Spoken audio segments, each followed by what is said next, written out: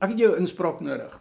Een van ons coaching vriendinne, se vriendin, het vir haar gesê, stop nou om die carnivore dieet te doen. Stop dit net nou. Dit was vir haar gesê.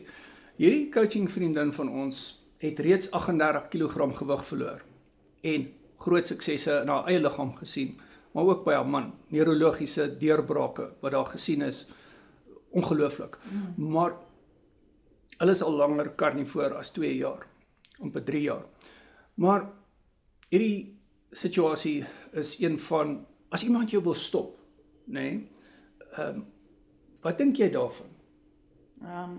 Ek dink die grootste probleem is as ons ore begin uitleen vir ander mense en luister na hulle, dan loop alles skeef in ons eie lewe. So, die Here het jou alleen geskape, jy's 'n individu op jou eie, jy's jou eie mens in sy wil en ons het keuses en ons wil graag in sy geregtigheid bly.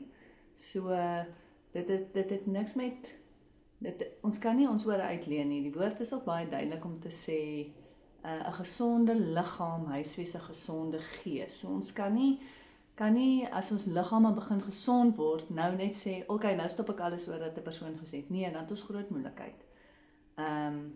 Hoe gesonder ons is, hoe langer lewe jy, hoe jonger word jy en hoe beter en hoe wonderliker is die lewe.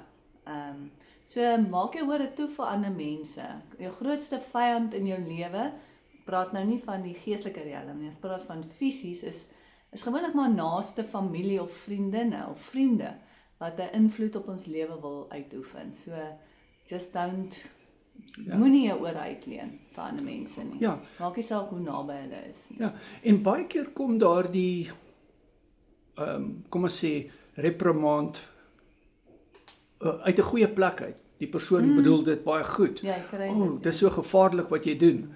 Maar hulle sien nie die 38 kg wat jy reeds verloor het nie. Hulle sou geen probleme gehad het as jy met 'n muffin en 'n pizza in jou hand gesit het of 'n koekie of iets nie. Ja.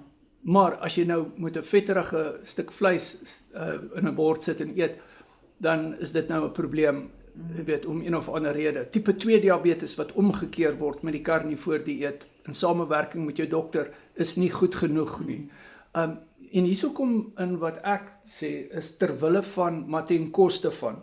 So terwille van die vriendskap, maar ten koste van jou, wat jou diabetes omgekeer het met die carnivore dieet, tipe 2, of jou 38 kg gewig verloor het, is nie vir my reg nie. Ten koste van dit is nie vir my reg nie. En hierso is die ding, en dit is wat my vrou ook nou gesê het, is op 'n dag daai mense beïnvloed jou dalk op 'n verkeerde manier en jy verloor jou wenne of jy stop jou wenne en dis nie moeite werd nie.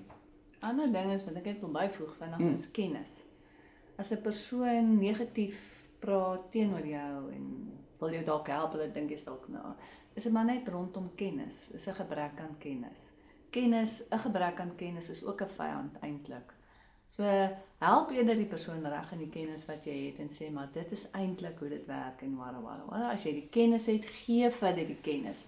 Moenie upset raak as hulle negatief teenoor jou optree nie, maar share eerder al jou kennis en voordele wat jy het al en geleer het al. Ja, en verder, eetgewoontes en leefstyl en gesondheid is so 'n persoonlike ding. So as iemand jou aanvat op jou identiteit, want dit is identiteit, moet mense nie net sommer raak aanvaar nie.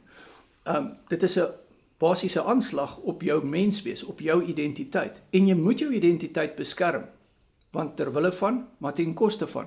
Wat's op my carnivore keto word coaching, ons praat baie oor bevryding van die mens, en ek glo die Here bring dinge soos die carnivore dieet en die coaching op jou pad, sodat jy ook 'n pad met mense kan stap. Ons is nie bang om oor geestelike goed te praat op hierdie Mindset Bootcamps nie. Ons praat baie daaroor op Google Meet.